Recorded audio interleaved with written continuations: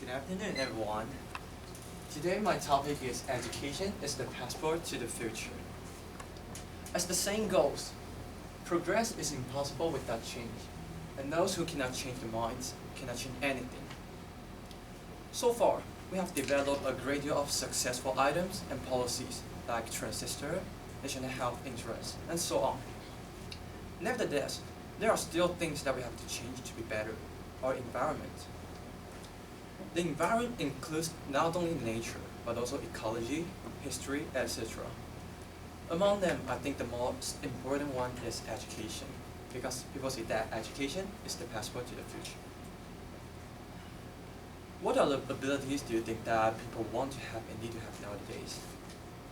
Independent study, critical thinking, or something like this?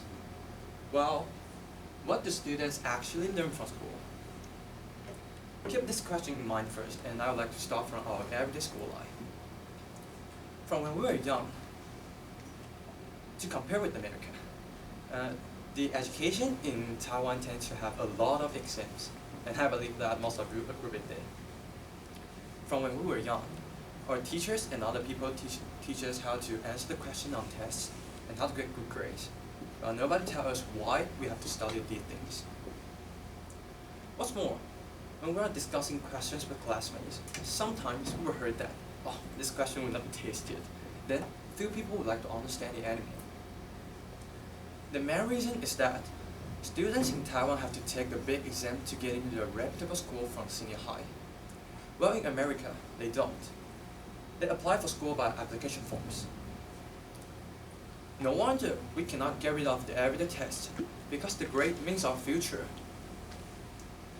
This results in that students in Taiwan are good at tasting. We know a lot of equations. The energy E equals to m multiplied c squared. Newton's laws of motion, the force F equals to m multiplied the acceleration A. Well, if we ask students an open question like, what can we do to solve the plastic pollution on Earth? Or how can we reduce the accidents due to the illegally temporary parking in the class? What answer will we get? Yeah, a total silence. So back to the question, what do students actually learn from school? And is this the educational environment we would like?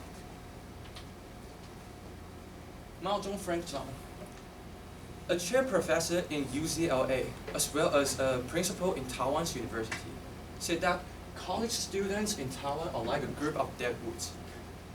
Which means that we only say that we know that because we learn from school, instead of we think that. These two are obviously different. We seldom actually think the questions of ourselves, and usually lack of patient study.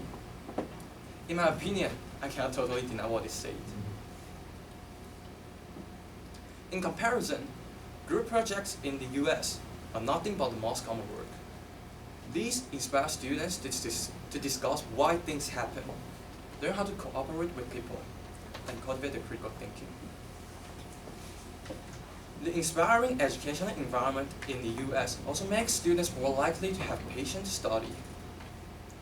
Though there are some parts of our educational environment can be better, we still have some successes in terms of solid training. We have less students in one class than that in the US, so our teacher can care more about our students' problems in learning. As for deep learning, the specific example is our ability in math, which is ranked number 4 in the world by OECD's survey. What I have just said about the conditions above are absolutely the truth, because parts of the situations are my experiences in person. I also asked my friends and teachers who have studied in both Taiwan and the US for their opinions, and searched for a lot of information on websites and videos. Then, I conclude some solutions below. First, the academia can hold an annual seminar for each other, discussing the progress in educational environment and the pros and cons of them. In this way, both people in America and Taiwan can share their educational responses directly and understand more clearly. Second, we can have more exchange students projects and educational visits opportunities for students in Taiwan to interact with American students, experience different cultures and ways of thinking, and also broaden the horizons.